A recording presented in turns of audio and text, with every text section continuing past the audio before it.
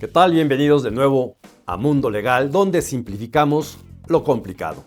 Y hoy un tema que recurrentemente causa confusión y también está en boga cada vez que vienen procesos electorales, y es violencia política de género. Un límite entre la crítica legítima y la infracción electoral. Y para eso nos acompaña el doctor Armando Hernández Cruz. Doctor, muchísimas gracias por el tiempo que nos está brindando. Con gusto, buenas tardes, un gusto saludarles. Buenas tardes. El doctor Armando es un jurista y académico con una trayectoria de más de 2 décadas en el sistema legal mexicano. Es doctor en Derecho y en Ciencias Políticas y Sociales por UNAM, institución donde ejerce la docencia desde hace más de 20 años en áreas de Derecho Constitucional y Derechos Humanos. Su experiencia en la función pública destaca por haber presidido el Tribunal Electoral de la Ciudad de México y por su reciente labor en la Comisión Nacional de los Derechos Humanos, donde coordinó el seguimiento de recomendaciones jurídicas como investigador nacional nivel 2 del CONACYT. Combina la práctica jurisdiccional con la producción científica, consolidándose como un referente en el derecho electoral y técnica parlamentaria en el país. Muchísimas gracias, doctor. Y de entrada, porque creo que nos causa confusión desde qué es violencia, después qué es violencia de género y luego le agregamos el violencia política de género. Entonces, nos podríamos, pues, de alguna manera perfilar específicamente qué es cada uno de estos términos.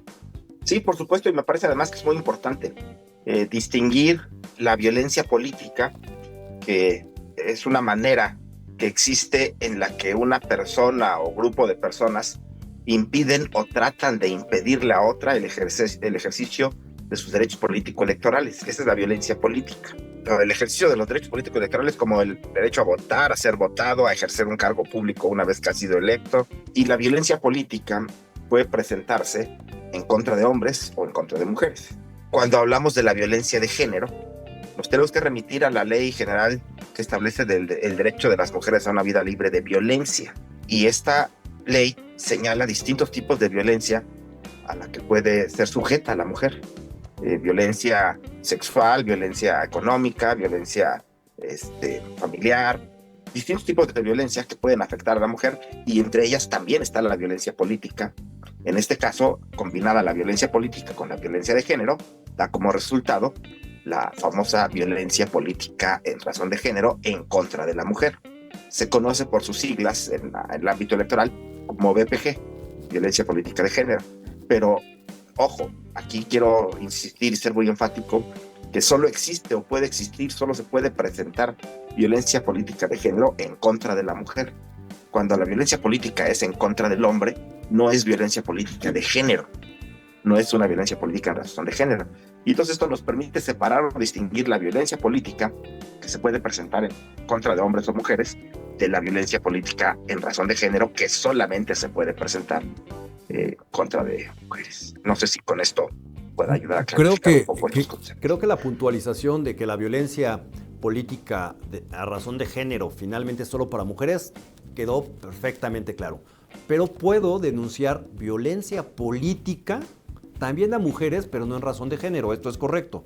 ¿O siempre va de la mano? Cuando es violencia política hacia una mujer, tendría que ser considerada violencia política de género? Qué buena pregunta. En estricto sentido, no. Generar violencia política en contra de un hombre o de una mujer por su labor política, sus afinidades, ideologías, etcétera, es una cosa, y generar violencia política en contra de la mujer en razón de género, es decir, por el solo hecho de ser mujer, por sus características como mujer, eso es violencia política en razón de género. La razón de género es fundamental para que exista la VPG. Esta violencia no se trata solo de que se presente en contra de una mujer, sino que se presente en contra de una mujer en razón de su género, por el solo hecho de ser mujer. Y sí existen estos casos, tanto de discriminación como de otras formas en las que se presenta este tipo de violencia. Ahora, ¿quiénes pueden ser señalados directamente como generadores de violencia política en razón de género? ¿Quién? ¿Todos? ¿Cualquiera? Sí, puede ser hombre o puede ser mujer. Indistinto, el sujeto activo de esta conducta ilícita puede ser un hombre, generalmente lo es un hombre, pero también existen casos en que una mujer puede ejercer violencia política en razón de género en contra de otra mujer por el solo hecho de ser mujer. Por ejemplo, un caso muy, muy sonado es cuando se refiere a una persona que tiene una trayectoria pública, una trayectoria política, y se le refiere como la esposa de alguien, cuando se utiliza su vínculo familiar para minimizar sus logros personales, individuales como mujer, como persona política. Entonces ahí, ya sea un hombre o sea una mujer, pueden estar ejerciendo violencia política en razón de género en contra de una mujer. Mi pregunta va en el sentido de, pero a lo mejor una persona a nivel particular hace algún comentario en sus redes sociales o solo es el generador de violencia dentro de la ley, se le considera específicamente a candidatos o a partidos, o cualquiera puede ejercer esa violencia. Originariamente, la violencia política en razón de género en contra de la mujer se presenta en procesos electorales o en el ejercicio de la función pública a la que ha sido electa o designada una mujer. Pero en los últimos tiempos el criterio se ha ampliado. Se han superado los límites que tenía este criterio y ahora precisamente ya se ha considerado que cualquier persona, un comunicador, un ciudadano, inclusive puede ejercer violencia política en razón de género en contra de una mujer. Yo no estoy de acuerdo con este criterio, quiero decirlo, pero es un criterio vigente y válido de la Sala Superior del Tribunal Electoral del Poder Judicial de la Federación. Creo que para que haya violencia política de género tiene que haber una relación de igualdad o de supra a subordinación. Es decir, una autoridad frente a un candidato o candidata, un partido político frente a una candidata, otros candidatos frente a una candidata, pueden ejercer violencia política en razón de género en contra de la mujer porque aprovechan una situación o una condición de ventaja para vulnerabilizar o afectar a una mujer. Un ciudadano le parece que su relación es desigual y está en desventaja. Y yo pienso que no deberíamos haber rebasado ese límite, el criterio vigente de pensar que un ciudadano puede ejercer violencia política en razón de género en contra de una mujer política, de una mujer que realiza actividades políticas, porque también hay otros criterios históricos que señalan que los sectores públicos y personas candidatas deben ser más tolerantes a la crítica, no a la calumnia, no a la difamación, pero sí a la crítica. Y por esa razón, no necesariamente una crítica de un medio de comunicación, una red social, constituye violencia política de género por sí misma, porque no le está impidiendo a la persona ejercer sus derechos político-electorales. Simplemente está haciendo una crítica. Y esto está protegido por el derecho de libertad de expresión, que tiene sus límites constitucionales también, pero que finalmente cuando se trata de personas candidatas o personas servidoras públicas, se ha considerado que deben ser más tolerantes en las opiniones de los medios de comunicación y de la ciudadanía.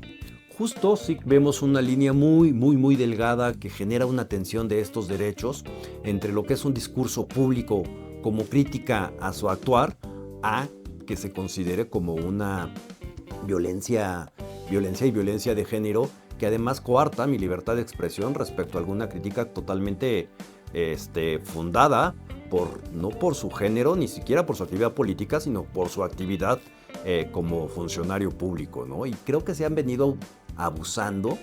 ¿Cuáles son las penalidades a los que nos podríamos enfrentar por ejercer violencia de género y quién las tiene que aplicar?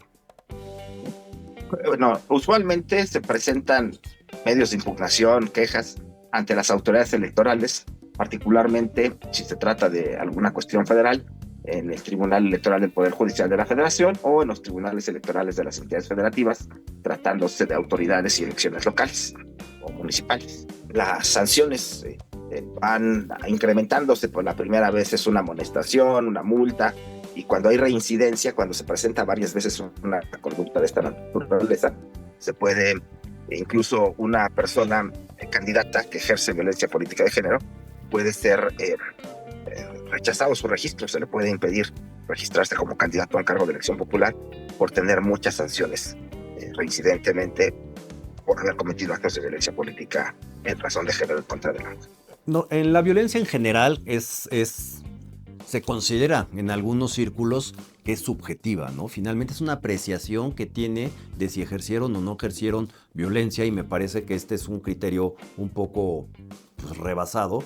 Existen protocolos específicos para saber hasta dónde realmente es violencia. Hay un parámetro, o si es subjetivo la definición de este tipo de conductas. A mí me parece que está normado, está regulado las características y conductas que pueden incurrir en violencia, violencia emocional, violencia psicológica, violencia sexual, violencia económica en contra de las mujeres.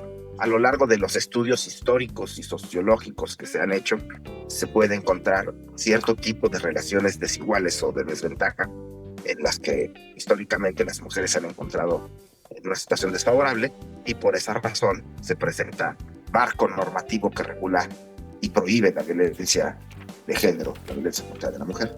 Yo no creo que el tema de la violencia sea subjetivo, pero también es cierto que a veces se presentan hechos que están fuera del marco normativo, que no están normados, que no se les habían ocurrido, y entonces se tiene que evaluar desde el sede judicial si constituyen o no constituyen actos de violencia. Bueno, le voy a pedir 30 segundos, vamos con un patrocinador y regresamos en este tema que es muy importante que no perdamos de vista. Violencia política de género. Estamos en 30 segundos de regreso. Renda, la evolución del arrendamiento seguro. En los arrendamientos, la confianza no es suficiente. Se necesita certeza. Renda ofrece protección real para los propietarios y agilidad para los asesores inmobiliarios. Somos la única garantía que opera exclusivamente a través de profesionales inmobiliarios, asegurando un proceso impecable. No te conformes con menos. Visita www.renda.soy. Renda, la evolución del arrendamiento seguro. Bueno, pues ya estamos aquí de regreso con este tema muy interesante. Y regresando con el doctor, ¿qué criterios preventivos tendríamos que considerar o recomendarían para que se pudiera dar un debate intenso, pero libre de violencia? A mí me parece que es muy importante cambiar las pautas de conducta social. Efectivamente, la relación entre el género masculino y entre el género femenino ha estado históricamente cargada de ventajas hacia el género masculino. Es que eso es lo que algunas corrientes feministas llaman patriarcado, esta noción de ventaja indebida de un género a otro, de género masculino sobre el género femenino. Creo que lo que hay que hacer es cambiar las pautas de conducta, abandonar los esquemas sociales que existen actualmente, desafortunadamente, de discriminación hacia la mujer para el ejercicio de cargos públicos o para el ejercicio de actividad política, y deberíamos acostumbrarnos más a que la participación política de la mujer pues ya llegó para quedarse. Yo no estoy de acuerdo en que se volteen las cosas y ahora ya haya más mujeres que hombres. Eso ya no es paridad, eso es regresar al esquema anterior, que es incorrecto, dándole ventaja a un grupo por encima de otro. Entonces no se trata también de voltear la tortilla y ahora decir que sean puras mujeres las que gobiernen o las que tomen decisiones, sino equilibrar la participación política de los hombres y de las mujeres sin que haya un grupo que esté en ventaja frente a otro. Y esto solo se logra, desde mi punto de vista, a través de la conciencia social, a través del cambio de pautas de conducta reiteradas que hemos tenido a lo largo de siglos, a lo largo de la historia, para encontrar mejores maneras de relacionarnos entre los géneros, entre las personas, entre los individuos y los grupos sociales, para tener mejores maneras de interactuar entre nosotros. Ahorita en la intervención que acaba de hacer el doctor, mencionó esta parte de equilibrar las cosas. Sin embargo, justamente por este abuso sistemático que históricamente han tenido las mujeres, pues un simple hecho de números o de posiciones establecidas para las mujeres, pues probablemente no es un equilibrio, ¿no? Hablamos de términos como no existe probablemente la discriminación inversa, tampoco existe la igualdad, más bien es la equidad, y entonces a lo mejor por eso las reglas, aunque parecen que están cargadas a favorecerlas, es porque pues todas las circunstancias previas a llegar a estos cargos o a estas posiciones políticas son mucho más difíciles para las mujeres todavía hoy día que para los hombres. Y entonces desde ahí tenemos que allanar el camino para que puedan llegar y una vez que estén ahí, pues no solo eso, pues tampoco sean violentadas por esa posición, pero un asunto en el aspecto desde la equidad. Es muy difícil todavía hablar de una igualdad. Doctor, ¿qué piensa respecto a esto? Quiero comentar que no estoy de acuerdo con esa idea de que no existe discriminación inversa. Okay. Sí existe, lo que pasa es que no es sistemática, no es histórica y no es la que prohíbe el artículo 1 de la Constitución, pero de que existe, existe. Solo que esa no es la que está prohibida por la Constitución. También creo que no se trata, bueno, para mí, en mi opinión, ya habría que superar esos discursos de la igualdad y de la equidad. La incorporación de la participación política de las mujeres nace en su momento como acciones afirmativas. El 60-40, el 70-30 eran acciones afirmativas, cuotas de género se les llegó a llamar. Y las acciones afirmativas son medidas temporales. Una vez que cumplen con su fin tienen que desaparecer. Pero luego fueron sustituidas por el principio constitucional de paridad. El principio constitucional de paridad, desde mi punto de vista, no es una acción afirmativa, es un principio. Y como tal, no es para favorecer a un género, no es para favorecer al hombre o a la mujer, sino para lograr una representación equilibrada. Muchas feministas me han dicho en su momento que la paridad no es piso sino techo y que la paridad no es algo aritmético. Y el criterio que prevalece hoy de los órganos electorales y de los especialistas en la materia es que si en un órgano de 10 integrantes está integrado por 10 mujeres, eso debe ser considerado paridad, porque eso favorece la representación política de la mujer. Yo nunca he compartido ese punto de vista y mi postura crítica ha sido mal vista. Creo que la paridad sí es aritmética. Si buscamos en el diccionario la palabra paridad, no tiene vuelta de hoja. Y sí creo que es un techo, es decir, paridad. Si consideramos que la paridad se puede lograr volteando las cosas y ahora dejando más participación de la mujer que del hombre, pues estamos haciendo exactamente lo mismo que dijimos que estaba mal, dejar a un género subrepresentado favoreciendo a otro. Entonces, teleológicamente no acompaño este criterio de los tribunales electorales y de los especialistas hoy en día de pensar que la paridad se alcanza con una mayor representación de la mujer por encima del hombre. Pero bueno, este es el criterio que prevalece, hay que estar al pendiente, hay que estar al tanto de cómo van resolviéndose estos casos en los órganos de justicia electoral, porque al final puede ser que nos llevemos la sorpresa de que estamos sembrando la semilla para que después haya una desventaja del hombre frente a la mujer, y eso no tendría ningún sentido.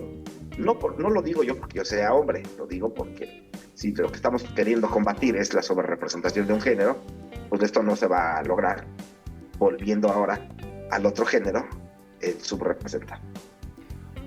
Muy interesante lo que el doctor nos acaba de aclarar, y además desde su perspectiva quiero enfatizar que como ex magistrado finalmente tenía que tener sentencias específicas, y en estas sentencias, ¿cuáles cree que eran los principales impedimentos para realmente inhibir una conducta de violencia de género político? Bueno, tuvimos algún caso, recuerdo, donde se pretendía anular una elección por violencia política de género, pero fue muy difícil probar que el candidato ganador había sido quien había motivado o ejercido la violencia política en razón de género, y aunque el tribunal en el que yo participaba declaró la nulidad de la elección, la siguiente instancia revocó esa declaratoria de nulidad. Otro caso que recuerdo mucho fue la integración de concejales de 2 demarcaciones. La ley establecía la integración de 10 concejales y establecía la regla de paridad. Entonces, para mí, obviamente, lo lógico era que fueran 5 hombres y 5 mujeres. Pero perdí la votación y el pleno del órgano en el que yo participaba declaró que 6 mujeres y 4 hombres hacían paridad en 2 demarcaciones, y así fue. Y así de ahí el criterio ha seguido avanzando al infinito, de tal forma que ahora se considera que si hay puras mujeres hay paridad, y eso no me suena lógico. O sea, a mí en lo personal, etimológicamente, gramaticalmente, no me suena lógico que 10 mujeres integrando un órgano de 10 personas sea una integración paritaria. Desde su perspectiva, finalmente, ¿la ley es suficiente para normar, regular e inhibir estas conductas, o requeriría todavía algunos ajustes, más allá de los criterios que, bueno, finalmente está muy establecido y pues ahorita no coinciden con el punto de vista, pero la normatividad alcanza o tendríamos todavía que hacer ajustes? No, desafortunadamente desde mi punto de vista la ley no alcanza. Por eso se le ha dejado muy amplio criterio y posibilidad a los órganos de justicia electoral para tomar decisiones y establecer criterios con este famoso activismo judicial, en donde pues van más allá de lo que dice la ley, precisamente porque la ley no ha sido suficiente para normar todos los casos o prevenir todos los supuestos, y entonces se van determinando estas cosas a golpe de sentencia. Para ir cerrando, ¿qué deberíamos de contemplar? Y esta parte de que no nos alcanza para no dejárselo a los criterios, ¿cómo cerraríamos la brecha entre lo que está ocurriendo y lo que debería ocurrir? Y sobre todo, ahorita que viene una reforma pues, electoral importante, y además nos vienen unos comicios importantes y va a volver a surgir esta parte de la violencia política de género y la equidad y el estar normando, pues creo que traemos un año muy interesante en que tendríamos que estar muy atentos. Sí, a mí me parece que sí es necesario delimitar y establecer criterios en materia de violencia política de género. Las sanciones también deben ser mucho más claras de lo que actualmente la ley permite, porque te da márgenes muy amplios. E incluso el tema de la paridad, o sea, el término paridad entró a la Constitución como principio constitucional en 2014, luego en 2019 hicieron otra reforma a la que llamaron pomposamente paridad en todo, pero que no es cierto, no es paridad en todo. El Congreso de la Unión y la Cámara de Senadores están exentos de reglas de paridad. Se han ido logrando criterios paritarios también por decisiones del Instituto Electoral y a golpe de sentencia, pero no hay paridad en todo en la Constitución. Bueno, pero no está definida la paridad.